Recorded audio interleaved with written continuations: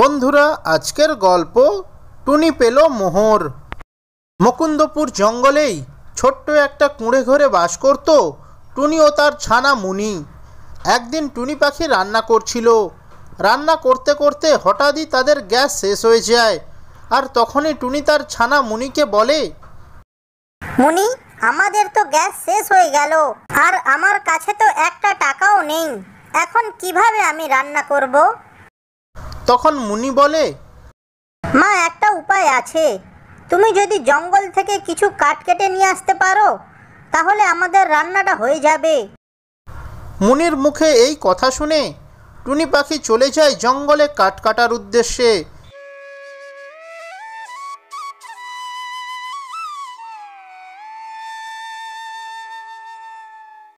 জঙ্গলে গিয়ে টুনি পাখি একটি গাছ দেখতে পায়। এই তো, দেখে তো মনে হচ্ছে এই গাছটার কাঠ খুব ভালো হবে। যাই, এই গাছটাকেই কাটা শুরু করি। এই বলে টুনি যেই না গাছ কাটতে লাগলো, ঠিক তখনই একটি আওয়াজ টুনি শুনতে পায়, আমাকে কেটো না, আমাকে কেটো না, আমার যে খুব ব্যথা লাগছে। আরে, মনে হচ্ছে কেউ যেন চিৎকার করে উঠল। এই গাছটা চিৎকার করছে না তো? আমার মনে হলো এই গাছটা চিৎকার করছে। আমাকে কেটো না, আমাকে কেটো না, আমার যে খুব ব্যথা লাগছে। আমি হলাম একটি জাদুর গাছ, আমাকে তুমি কেটো না। তখন টুনি বুঝতে পারে যে এই গাছটাই চিৎকার করছে। তখন টুনি ওই জাদুর গাছটিকে বলে, আচ্ছা জাদুর গাছ, তুমি বলো তো আমার জন্য তুমি কি করতে পারবে? তখন ওই জাদুর গাছটি বলে, তুমি যদি আমাকে এক বালতি জল দাও, তাহলে আমি তোমায় এক ঘোড়া মোহর দেব। আচ্ছা আচ্ছা, ঠিক আছে, আমি তোমার জন্য এক্ষুনি এক বালতি জল নিয়ে আসছি। আরে আরে টুনি, তুমি দাঁড়াও।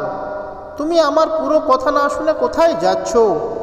তুমি যদি আমায় এক বালতির বেশি জল দাও, তাহলে কিন্তু আমি মারা যাব। আচ্ছা ঠিক আছে, আমি তোমায় এক বালতি জল দেব। এরপর টুনি ওখান থেকে চলে যায়। ও এক বালতি জল নিয়ে এসে ওই গাছটির গোড়ায় দিয়ে দেয়। জল দেওয়া শেষ হতেই টুনি দেখে যে তার সামনে এক ঘোড়া মোহর চলে এসেছে। আরে, এই গাছটা তো সত্যিই সত্যি মোহর দিল। তাহলে কি এটা সত্যিই জাদুর গাছ? আমি তো এই মোহরগুলো নিয়ে অনেক বড় লোক হয়ে যাব। এই কথা বলে টুনি সেই মোহরগুলো নিয়ে তার বাড়ির দিকে যেতে লাগলো। তারপর থেকে টুনি ও মুনি ওই জঙ্গলে সুখে শান্তিতে বসবাস করতে লাগলো। ভিডিওটি যদি ভালো লেগে থাকে তাহলে ভিডিওটিতে একটি লাইক করে চ্যানেলটি সাবস্ক্রাইব করবেন। ধন্যবাদ। একদিন একটি গভীর জঙ্গলে নেমে আসে লালপরি ও নীলপরি। লালপরি ও নীলপরি ছিল অনেক ভালো। এরপর নীলপরি লালপরিকে বলে, লালপরি, দেখো, আমাদের দেশের থেকে পৃথিবীও কম সুন্দর নয়। নীলপরি, তুমি একদম ঠিক বলেছ।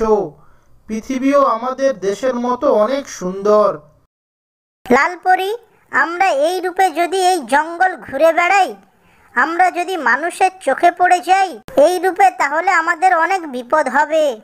তার চেয়ে বরং আমরা পাখির রূপ ধরেই পৃথিবীর এই সৌন্দর্য উপভোগ করব। তাহলে কেউ আমাদের আসল পরিচয় জানতেও পারবে না, আর আমাদের কোনো বিপদও হবে না। হ্যাঁ নীলপরি, তুমি একদম ঠিক কথা বলেছ। চলো আমরা দুজন পাখির রূপ ধরে এই পৃথিবীর সৌন্দর্য উপভোগ করি।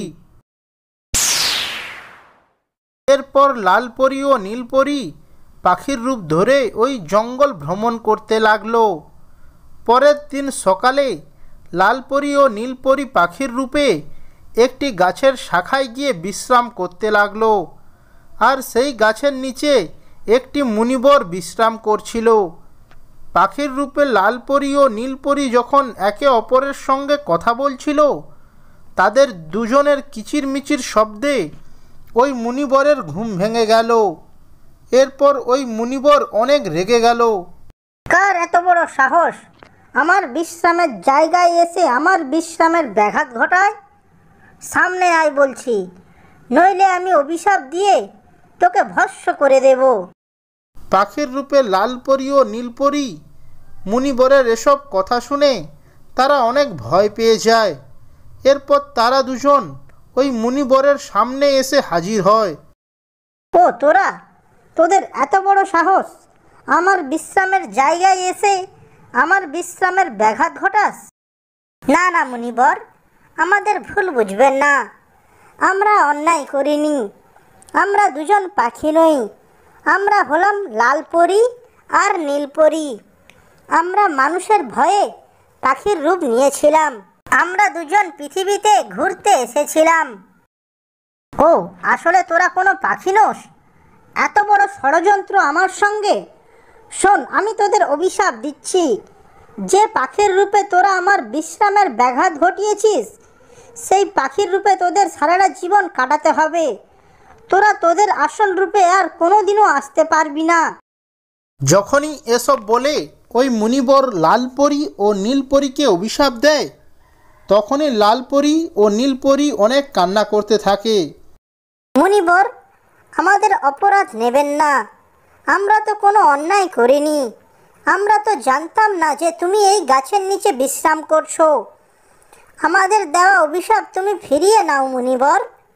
যদি জানতাম তাহলে আমরা কখনোই এই গাছের উপর বসতাম না। ঠিক আছে, তোদের কথা শুনে আমি বুঝতে পেরেছি যে তোদের কোনো দোষ নেই, কিন্তু আমি যে অভিশাপ দিয়েছি সেটা তো আমি ফিরিয়ে নিতে পারবো না। কিন্তু এই অভিশাপ থেকে মুক্ত হওয়ার উপায় তোদের আমি বলে দিতে পারি। শোন, তোরা দুজন আবার আগের রূপে ফিরে আসতে পারবি। এই জঙ্গলের পরেই আছে এক জাদুর পুকুর। ওই পুকুরে যদি তোরা একটা ডুব দিতে পারিস, তবেই তোরা আগের রূপে ফিরে আসতে পারবি।